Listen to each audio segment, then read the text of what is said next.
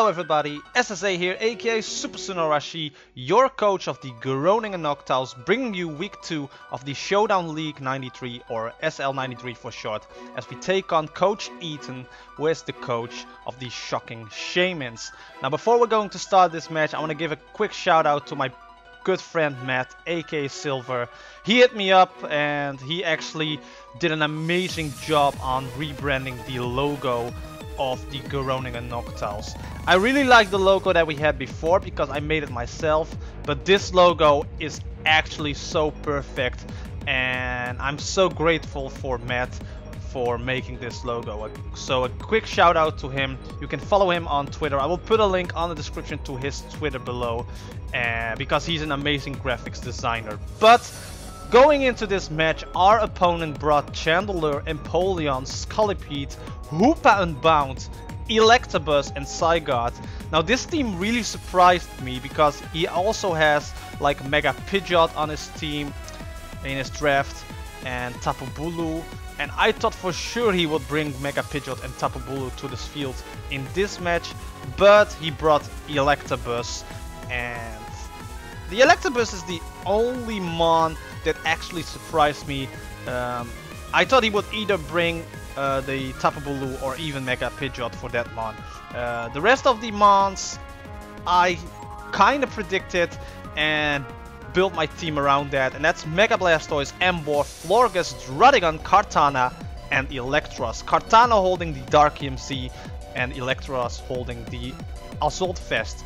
Being both of my C captains, I thought that running C Kartana would be a much better solution for this team than running a C Electrium C or something like that on the Electros. And the reason why I brought Electros instead of Kyurem was because of the Tapu Bulu or Mega Pidgeot, because Electros has a great move coverage for those mons. But going into this mindset, I was like, there was no reason for me not to start off with Druddigon. So we basically start off with Druddigon again, because Druddigon, I'm going to pause here for a second. I said it in the last match of the Groningen Noctowls. Druddigon is such an amazing mon. I said it before, if you're starting out with draft leagues and you don't have really an idea what mons you want to draft, Druddigon is always a good and safe pick. As I said, it has rough skin, you can put a Rocky helmet on it, it's a good physical mon, it has glare, it can Dragon Tail people out, it can set up with Stealth Rocks, it has a decent move pool with like Fire Punch, Earthquake. It can do so much, and I really fall in love with Druddigon by using it in the last couple of weeks. And you're going to see a lot of Druddigon in this match, but he started out with Empoleon, so you already can know what's going to happen. We're both going to put up the Stealth Rocks on both sides of our field. And at this point I was like, you know what, I can just Fire Punch, as he's actually going to defog away both of the Stealth Rocks, which is fine by me. I can just keep on Fire Punching this thing, which does a reasonable damage, as he's going to try to burn me with that Scald. Won't do much, as there goes the second Fire Punch. Now here, I knew he was either going to stay in and Scald, or you know, gonna switch out into a mon that can take Druddigon better. So at this point I was like, you know what, let's just actually put up the Stealth Rocks back again. If he wants to keep on defogging, that's okay by me. So we're actually going to put up the Stealth Rocks right there. Shadow Ball will do a decent amount of damage, but won't do a decent amount to knock us down, and I can go for an easy glare here. The only one that can actually take a glare was Electabuzz, but I don't think he wants to risk that because of the move pool that the Druddigon has, as for example Earthquake.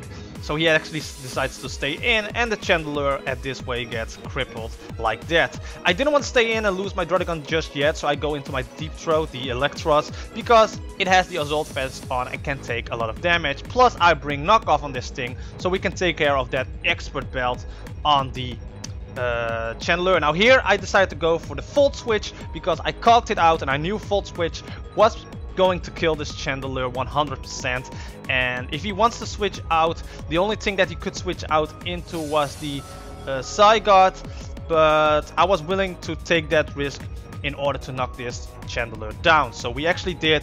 Chmelar goes down and I get a free switch into something else as I go into my Blastoise, because Blastoise wasn't a safe bet for me, but he was actually going into the Electabuzz. Now here I was like, you know what, I could risk it all, or I can now play it safe. I just did some risky move, so here I did play it safe and go back into Florges, because Florges can take everything, as he's actually going to Thunder Wave, and that is actually going to bite me a little bit in the ass, as he's going to full switch out. I wanted to go for a aromatherapy here to get rid of that paralyze right away, but unfortunately we got paralyzed this move, and I didn't want to get you know, risk a flash cannon or something like that, so I switched into my Kartana here, which was the safest bet, as he's actually going to defog those Stealth Rocks away. I could have predicted that, but the risk there was too high for me not to, as he's actually going out in the Zygarde here.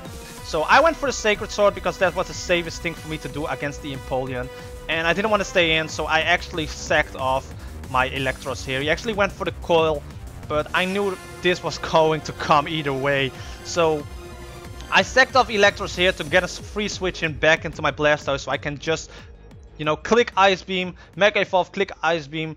So he was going to switch out into Empoleon, which was, you know, the predictable stuff, as I'm actually going to stay in and now can click Dark Pulse, because Dark Pulse had a chance to kill the Empoleon from that range. He's going to switch into Scolipede. Now here is something that I could have done better. It's going to work well for us in the end, but he's actually going to, you know, spam Protect, Substitute to get that speed boost going, and eventually Baton Pass into the Hoopa and Bounce. I'm predicting this already because this is, you know, just Protect, Dark Pulse, Substitute. He's just going to, you know, spam Speed Boost there, and then Baton Pass in the Hoopa and Bounce, as I just said. The Dark Pulse will do a decent amount. He will use Sea Power, Black Hole Eclipse. Now, I was afraid that this was going to kill. I called it out, and there was a chance of hit killing me. But we live on 3%. I can get a Scald on this thing, and it gets on 9%. Now here is the example of why I think Druddigon is such an amazing mon. I knew there was going to, you know, he was going to try to knock this Blastoise out. So I was going to switch out into my Druddigon, as he's going for the Thunder Punch, and the Rough Skin will take it down. This was one of the, you know, points that I took the match to me. Before that it was going either way, but at that point the match, you know, was going to my side of the field, as he's actually going to try to put up another speed boost to his Zygarde here. I was like, you know what, I'm gonna Fire Punch you, and I can actually now get a free Dragon Tail off. He's going to Coil, which surprised me. I was predicting a move, and he was going for, you know, to knock off Druddigon and take it out. That could have been a problem, but he's actually gonna Coil. He wanted to set up. He took the risk there to set up to actually, you know, do some damage to my team. But that will bite him in the ass, as I'm going to Dragon Tail is out, and the Stealth Rocks at this point will knock him down if he decides to come in. And he gets a Thunder Wave here. I Fire Punch. And then he tried to Thunderbolt me. I decided to go for Dragon Tail to put him in the red as well. And the Zygarde will come in and die because of the Stealth Rock. This is why I love Druddigon. Druddigon was the MVP of this match. He's now going to defog the Stealth Rocks away again, as I'm actually going to sack off Druddigon here, because Druddigon did his work. And now I can get a free switch into my Kartana, and Kartana can actually just now sweep the whole team. Druddigon, you know, did his work so that Kartana can sweep in the end game. And you can just see I Night Slash this thing, I Night Slash the Empoleon, getting the Beast Boop up. I know Scolipede was his last move, I know Scolipede is going to try to get that Protect and that Speed Boost off. So I just, you know, hit them with that Sea Power, Dark EMC, Black Hole Eclipse, and the Scolipede goes down. And so we win this match with 4-0. And just like last week, I'm so satisfied with how this match was going, and I'm so satisfied with the progress I made during my 3 months break of draft leagues. Like, I took those 3 months away from draft leagues because I was, you know, losing the fun of draft leagues, and I was kind of getting annoyed by myself.